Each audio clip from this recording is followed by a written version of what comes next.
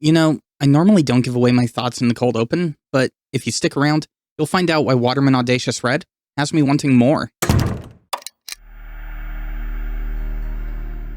I'm gonna come clean. This is the first video that I've ever done where I wrote the little blurb at the end before, just sitting down trying to figure out exactly how I was gonna review this ink.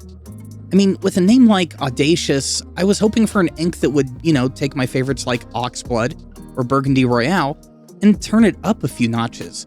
Maybe a subtle jab at how you're supposed to make a proper red ink. Instead, I'm getting Kaweco vibes all over again. Sorry, Kaweco, it's not your fault. Now, let me clarify. This is red. I caught a little bit of flack for how I treated 4001 Brilliant and Kaweco Ruby for calling them straight up pink. So let me walk that one back a little and just say that this particular shade of red just isn't a shade for me. But we're here to help you decide if this would be an ink for you. So let's go ahead and take a look at the key performance indicators and see how this ink looks out of a pen. First up is the ink blot.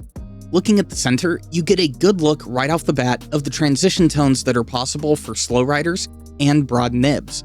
This is a nice take on ruby red and almost has a velvet feel going on in the undertones.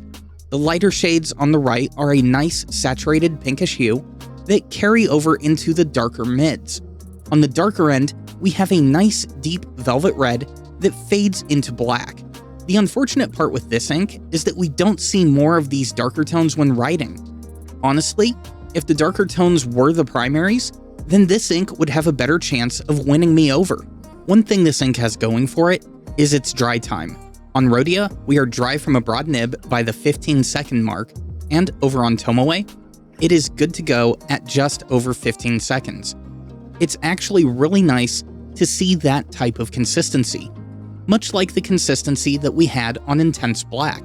Now, looking at the water test, obviously I know what we're looking at due to pre-script testing.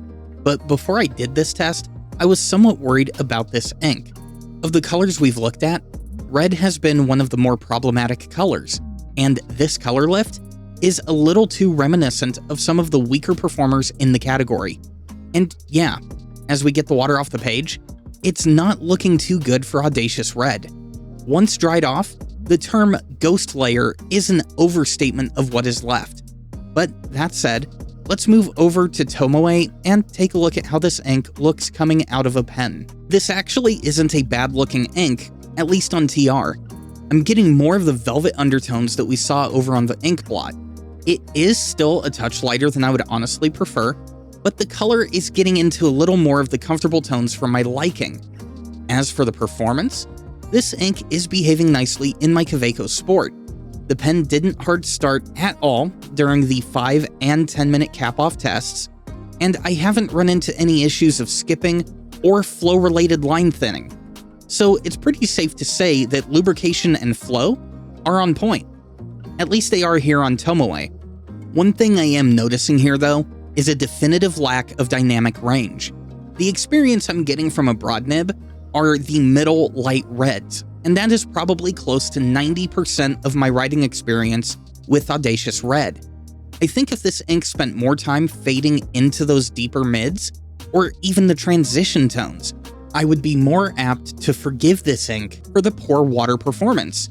So, as it is, on TR, I can say that I'm won over by Audacious Red. But how does that hold up over on Rhodia?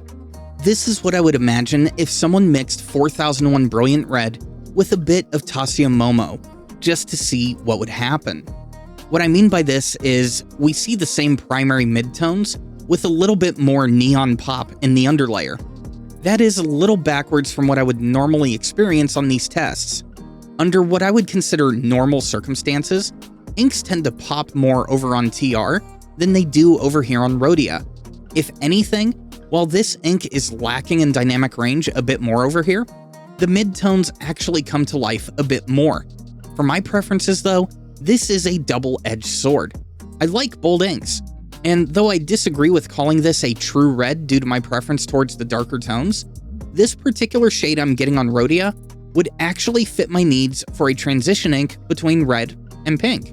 Sadly though, I am a Tomoe person, so that just isn't in the cards for my working relationship with Waterman Audacious Red. But maybe you are a Rhodia daily driver, or maybe you do use papers that are more in the Rhodia paper space.